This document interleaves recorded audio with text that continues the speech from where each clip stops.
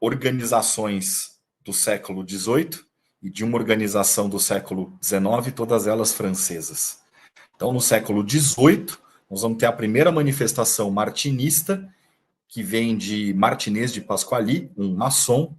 e um teurgo muito misterioso, pouco se sabe sobre a vida dele, hoje que as pesquisas começam a caminhar mais para que a gente o conheça,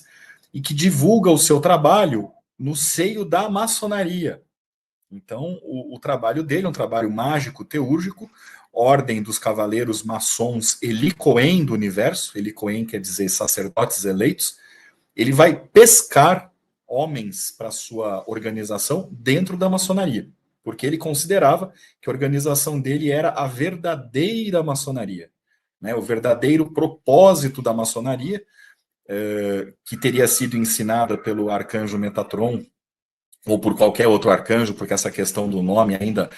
paira alguma discussão a respeito, mas pelos anjos ao próprio Adão, para que ele pudesse voltar ao paraíso perdido. E a gente sabe que algumas obediências maçônicas ainda têm esse mito, né, ainda trabalham com esse mito muito bonito de que a maçonaria teria sido ensinada pelos anjos ao próprio Adão. Depois a gente volta para falar um pouco mais de Helicoen, mas nós também podemos estar falando, quando nós falamos em martinismo, no trabalho de um dos seus alunos, Jean-Baptiste Villermoz. Esse sim é um maçom apaixonadíssimo pela maçonaria, que cria um rito maçônico, rito escocês retificado,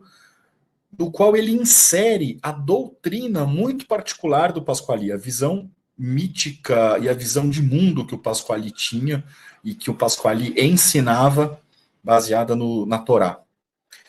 E uma terceira possibilidade, quando a gente fala de martinismo, é que nós estejamos falando da Ordem Martinista, uma escola criada em 1889 por um médico francês chamado Gérard Dancos, mais conhecido entre nós como Papus, que homenageia o Marquês Louis-Claude Saint-Martin, um dos alunos também de Pasquali, um dos discípulos de Pasquali. Ele cria essa escola, que trabalha não só com o sistema martinista, não só com a doutrina de Louis-Claude Saint-Martin, mas também com todo o arcabouço da tradição esotérica ocidental, sob uma ótica mais francesa, muito calcada, sobretudo, em Eliphas Lévy. E o pessoal deve estar se perguntando, por que eu não falei de Louis-Claude Saint-Martin como uma manifestação do martinismo? Né? O Pasquali teve dois alunos, o Villermoz, que trabalhou com o martinismo maçônico, que a gente chama de Villermozismo, e temos o Saint-Martin, mas o Saint-Martin nunca criou uma organização. Então, quando a gente fala aqui das relações entre o martinismo e a maçonaria, a gente já exclui o próprio Marquês de Saint-Martin, porque ele rompe com as organizações estabelecidas, ele rompe com a maçonaria, ele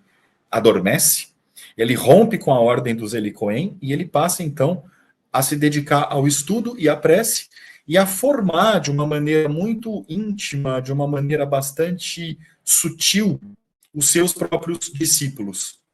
que eram formados na base do estudo, do diálogo e da prece. E depois recebiam uma transmissão de desejo, uma transmissão iniciática, mas não em caráter ritualístico, e é essa transmissão iniciática que vai dar origem à ordem martinista, mas aí já dentro de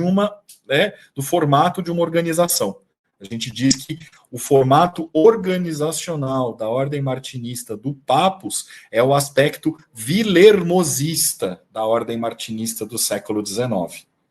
Então, só por essa pincelada rápida, a gente vê que a maçonaria ela está ligada com o martinismo desde o começo. O próprio Martinez de Pasquali era maçom e trabalhava dentro da maçonaria e considerava que ele tinha contribuições muito importantes a fazer aos maçons da sua época. Depois a gente vai ter o rito escocês retificado, que é uma forma de martinismo, e que hoje vem sendo aceito pela maior parte das obediências maçônicas como um rito regular.